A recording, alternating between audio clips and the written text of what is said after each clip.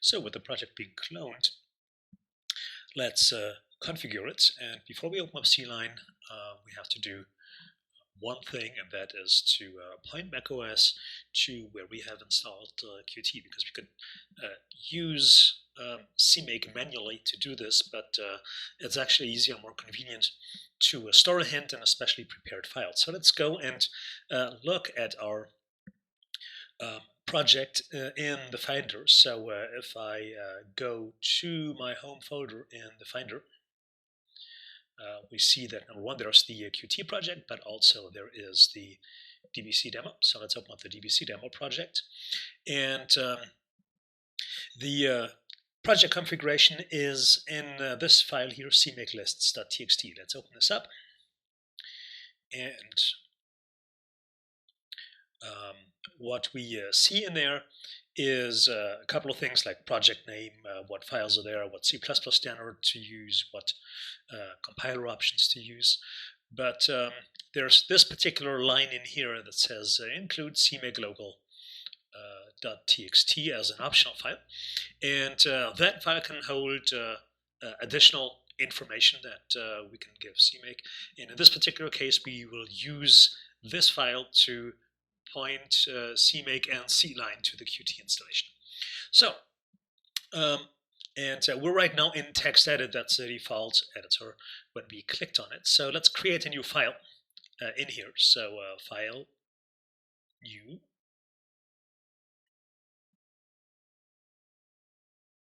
So here's our new file in the text editor, and we were going to set a environment variable here, and so we're going to just tell the system set, and then the variable is called CMake prefix path, and that's an additional location or additional locations that we can tell CMake to search for CMake modules. Remember that Qt comes with CMake modules fully equipped, so it knows how to do that and provide that. We just have to point CMake to it. And so this is going to be in our home directory, and the shorthand on any Unix system for that is the tilde. So this is tilde, and then it's in Qt. And then our Qt version right now is 5.14.1. Of course, if you've downloaded a different version, that version number needs to be adapted to wherever you installed it. And our compiler here is CLang _64. And so that's all we need in the in this file, and we're going to name it, of course, CMakeLocal.txt. So we're going to do a file and then save. And then it's not going to be in our documents folder, so we want this thing, of course, in our DBC demo directory. And it should be a regular text file, so it's not going to be a rich text document. We're just going to give it a .txt extension, and that will work. So we can now do a CMake local.txt, and that should save it. No. So in order to save this file, by default it's going to be in rich text format. So we have to actually change this file format to plain text, which happens here under Format, Make Plain Text. So now we have a plain text file, and now we can save this file. And again, File, Save. And now it's going into our DBC demo directory, and we're going to save it as a text file. The name is CMakeLocal.txt. So going back to the Finder, we now see we have our CMake local file. And now we are ready to start up CLion and actually load our project. So let's do this. Applications, and go to CLion and open that up.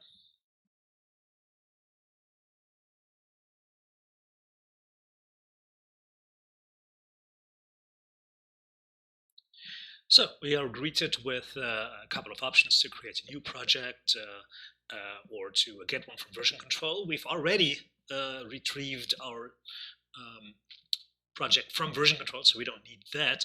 All we have to do really is open the project, because again, CMake is already present and configured.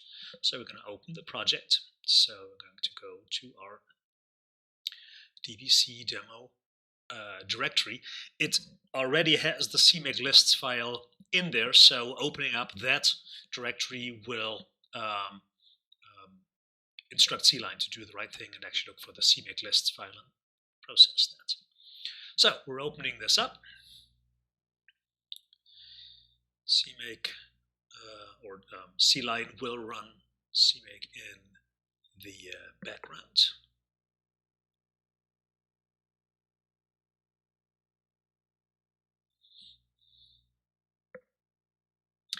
And here you see, here you have it. So the first thing that happens is it sees that it has, as expected by GitHub, a readme.md file in Markdown format. It renders that Markdown into a nice format with clickable links and all that. So we get a nice description of the project.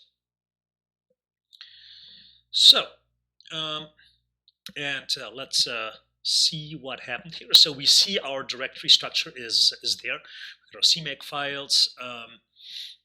We've got the README file. We got the 3 different directories with the contents of the project. But we also have an additional build directory that contains all our build artifacts, including the final executables and all the libraries that go with it, called CMake build debug. There is one of those for each different configurations. For instance, if you want to add a release, this would be CMake build release. But right now we're good with debug. So the project is good and ready to go. So let's try and build and run this. So we have, as you can see here, a couple of options to compile and run. The project is built from 3 libraries into a single executable.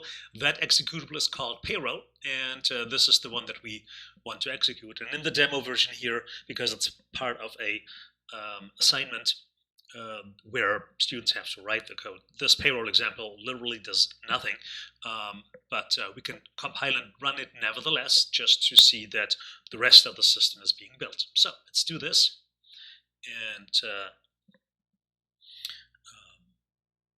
it will, as you can see here, build the different libraries that are needed for this, and then it will run and execute the executable.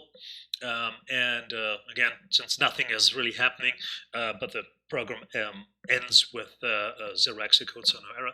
Again, let's go back to the messages here and see that we did indeed get to compile everything. And as I said, 3 libraries being built.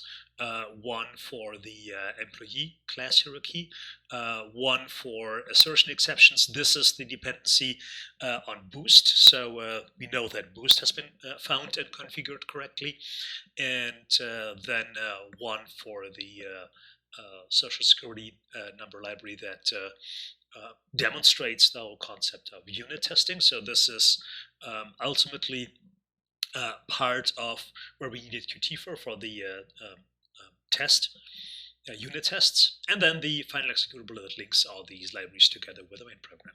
So everything has worked. The one thing that we really haven't done here yet is to configure and run the unit tests, because by default the testing is not enabled. But for everything else, the toolchain works. We can compile and run executables.